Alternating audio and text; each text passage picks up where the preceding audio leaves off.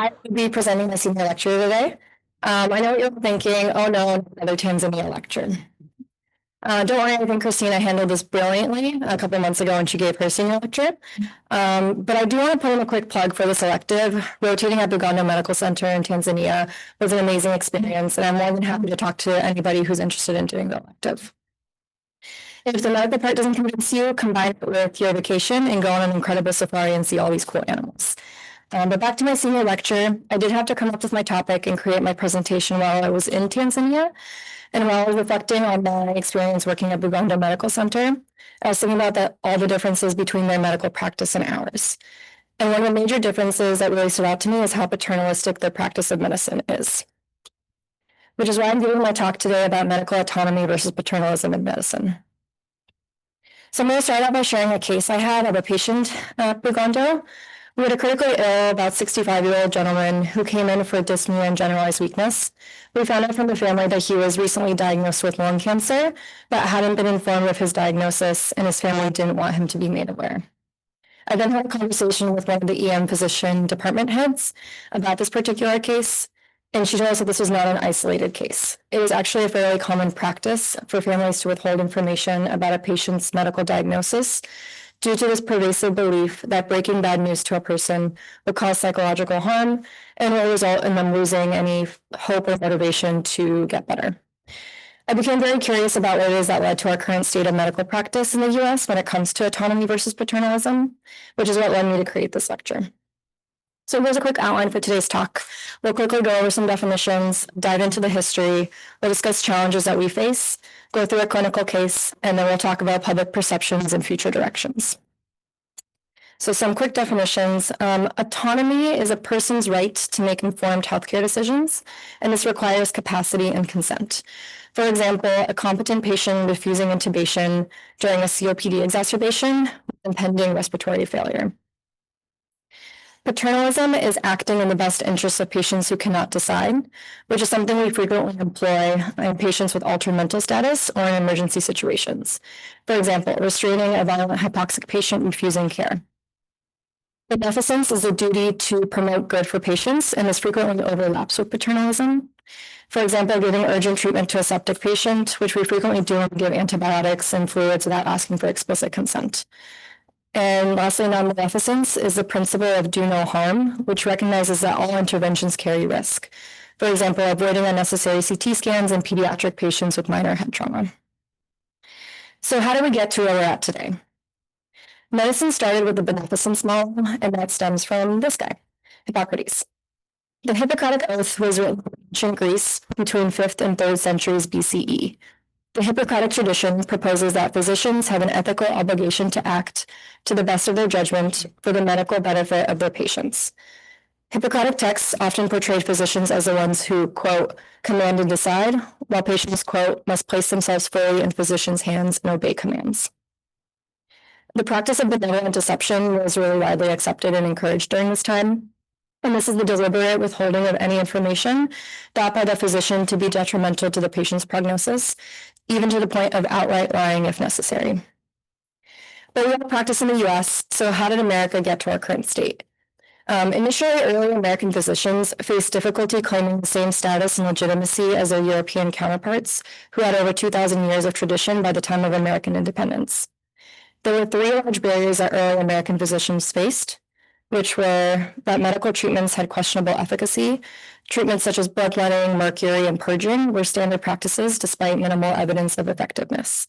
Second was the general ideology upon which the United States was founded on, and that is American individualism. So democratic ideals and distrust of authority limited physician power in this new republic. Lastly, was that the profession of medicine was fragmented during this time, and there was no really standardized training or licensing, which created inconsistent practice quality. But then arrived the golden age of medicine in the 1800s, and this was the period of time from when the patient trust was attained until medical malpractice litigation became widespread. There were a number of changes that contributed to this golden age, and those included formalized education, so medical schools began opening in Boston and Philadelphia. Institutional growth, hospitals increased from less than 200 to over 6,000 between 1870 and 1920.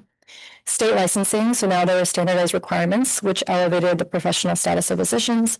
This all led to increased patient trust, where now patients were willingly submitting to physician authority because of all the aforementioned changes. When you think of the golden age of medicine in the US, you can picture this guy, a physician riding triumphantly into town to make house calls, driving a horse-drawn carriage and armed only with his black bag of diagnostic tools, and making unilateral decisions for his patients. So now that we covered the ages of beneficence, how did we arrive at the autonomy model? The golden age couldn't last forever, and towards the end of the 1800s, multiple factors led to increased public mistrust of physicians. Because benevolent deception was commonplace, certain unilateral decisions were being made by physicians that by today's standards would be viewed as unsettling. For example, physicians might have identified a severely disabled newborn as a stillbirth in order to spare the parents from making a difficult choice. Second, due to the significant increase in number of hospitals in the US, medicine became less personal and more scientific. Gone were the days of the physician paying house calls. And this led to a breakdown of the doctor-patient relationship, which, as President Nixon later said in the 1970s, subsequently led to the rise of malpractice suits. And fourthly, once the AMA was successful in establishing a sense of uniformity for medical practice, there was now a standard against which to measure physician performance. With the increase in number of lawsuits, there were a couple trial outcomes that became legal turning points. In the early 1900s, there were 4 lawsuits, 2 of which are Moore v. Williams and Pratt v. Davis, which ruled that implied consent could only be used in very limited circumstances, such as in emergencies. Rollator v. Strain ruled that physicians could not depart from the specific procedure consented to by the patient. Then in 1914, during the trial of Schlendorf versus the Society of New York Hospitals, Justice Cardozo planted the seeds for the informed consent doctrine by stating that every human being of adult years and sound mind has a right to determine what shall be done with his own body. And a surgeon who performs an operation without his patient's consent commits an assault for which he is liable in damages. These are obviously all huge landmark trials. However, they didn't allow for immediate change. And the practice of paternalistic medicine continued for about 50 more years. And during those 50 years, there were multiple events that transpired that led to public outrage and ultimately led to the change to the autonomy model. So let's talk about those events. Unfortunately, most of these events that led to this change were extremely unethical and cruel. Think World War II, the Nuremberg trials, which exposed the atrocities that happened during the war. And the Nuremberg trials led to the Nuremberg Code, which claims that the voluntary consent of the human subject is absolutely essential, and that the research subject should have sufficient knowledge and comprehension in order to be able to exercise free power of choice. The World Medical Association then adopted the Declaration of Helsinki in 1964 in order to set even broader standards to protect human research subjects. But don't be fooled into thinking that all of these atrocities only happened in Nazi Germany. The American military had special interest in protecting troops from dysentery and malaria while fighting abroad. So they administered experimental treatments on institutionalized children in orphanages and infected healthy individuals in psychiatric and prison hospitals in order to test those experimental treatments. And unfortunately, during the war, there was little concern that was raised for these practices because all citizens were supposed to be contributing to the war efforts. So these kind of practices continued even after the war. But in 1966, Henry Beecher published an expose in the New England Journal of Medicine that outlined 22 examples of questionable post-war research experiments, none of which involved subject consent. This all led to the bioethics movement in the 1960s and 70s. The case of Canterbury versus Spence expanded on the concept of consent by ruling that patients need to be educated about their options, which ultimately established the informed part of informed consent. In the same year, the American Hospital Association published the Patient Bill of Rights. The National Research Act was also signed into law in 1974, which established the protection of human subjects in research. And the Commission then published the Belmont Report in 1979, which served as the foundation for future government regulations and oversight of research with human subjects. Okay, so that's a really the history, and that's kind of how we arrived to our current state of practice. But with the current landscape comes a lot of challenges. And I know you're all quite familiar with the challenges that we encounter on a daily basis when it comes to respecting autonomy in the emergency department. We frequently have to make time-sensitive decisions, often with limited information and withholding information from patients. Patient capacity is often limited by pain, altered mental status, or high anxiety. There's a lot of emphasis and pressure on documentation and liability. So are we truly respecting autonomy, or are we protecting ourselves? And we also deal with high stakes consequences. So delayed treatment can lead to severe outcomes. And lastly, in today's day and age, we often deal with a lot of misinformation, encounter patients who make autonomous choices based on false or incomplete information. Think anti-vaccine beliefs, TikTok medical myths. This really ties back to that idea of informed consent, being not just being about consenting, but also being informed. And technically, even though we move more towards the autonomy model, on a daily basis, we encounter situations that aren't as clear-cut. So how do we navigate that balance? There are certain scenarios in which we consider it to be ethically justifiable to guide or limit a patient's autonomy. Some of the situations include resuscitations or psychiatric emergencies. But the general theme to take away here is that we often bypass autonomy in emergency settings, and it's important to think about when is it ethically justifiable to guide or limit a patient's autonomy if their decision-making capacity is impaired. I would also like to remind everyone that there should be a proportional response to the level of impairment, meaning that the restrictions should match the degree of impairment and shouldn't always result in a complete removal of agency. And the last major point I'd like to focus on is this last point on the side of cultural considerations. We're not gonna use poll everywhere, we'll just raise hands afterwards, but the case I had of a patient in Tanzania brought back a memory of a patient I had at our very own Kings County as a PGY2. I'm not gonna pretend to remember all the details, but I think it was like a 50-something-year-old patient, recently immigrated from Haiti, didn't speak any English, but she was accompanied by some family members who did speak English. And at one point, the family members pulled me aside and informed me that she had been recently diagnosed with breast cancer back in Haiti. And again, her family did not want her to be made aware of the diagnosis. Sounds very familiar. I remember being so upset and lecturing the family that because she is of sound mind and has the capacity to make her own decisions, she should be made aware of her diagnosis so that she can make her own treatment decisions. To be honest, I don't exactly remember if I ended up telling the patient or not. I don't think I did. But I'd like to poll the audience.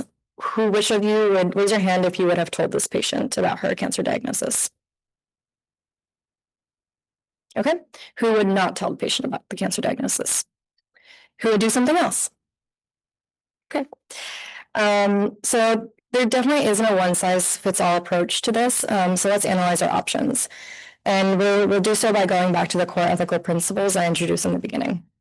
So the principle of autonomy pulls towards telling the patient because she has a right to know to make then an informed decision. Beneficence pulls towards possibly shielding her from distress, as does the concept of non-maleficence. Cultural humility, however, pulls towards honoring the cultural norms of the family. And the principle of justice compels us to apply consistent standards to all. And so this begs the question, should norms change based on cultural background? So why is medical paternalism still so prevalent in other cultures? While Western medicine has shifted toward autonomy, many cultures maintain different ethical priorities. The concept of ethical imperialism occurs when dominant cultures impose their moral frameworks on others. There's an American anthropologist, Richard Schrader, who argues that there are at least 3 ethics that can be of preeminent value in any given society, and they can often contradict each other.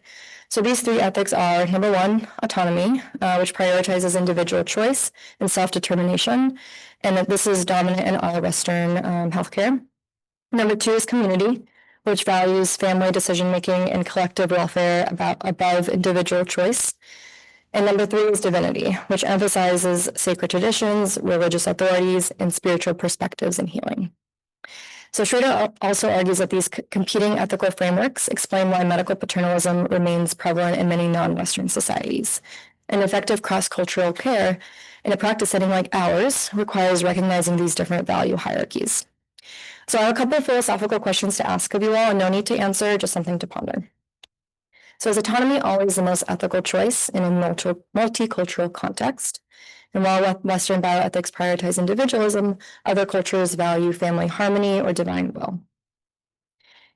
Can we practice culturally sensitive care without compromising ethical standards? Should we try to convert patients and families to US norms, or can we allow for different frameworks? And these are ethical dilemmas that are really relevant to our patient population in practice. We have a large immigrant population, and we have to remember to practice cultural humility. After 4 years of residency, my short experience in Tanzania, and after working on this presentation, I look back at that patient experience during PGY2, and I think I would have approached it differently, and I do actually have some shame about it as well. My biggest takeaway is that I probably should have asked the patient how informed and involved they want to be in their medical care. And I also probably wouldn't have been so angry with the family, because I now think that ethical imperialism really isn't always the right answer. There's definitely not a one-size-fits-all approach. So what about patient preferences? There's multiple studies that have been conducted to study patient preferences. So this study by Frosch and Kaplan measured patient preferences for decision-making roles and found that many patients reported wanting involvement in decisions, but actual involvement was often limited.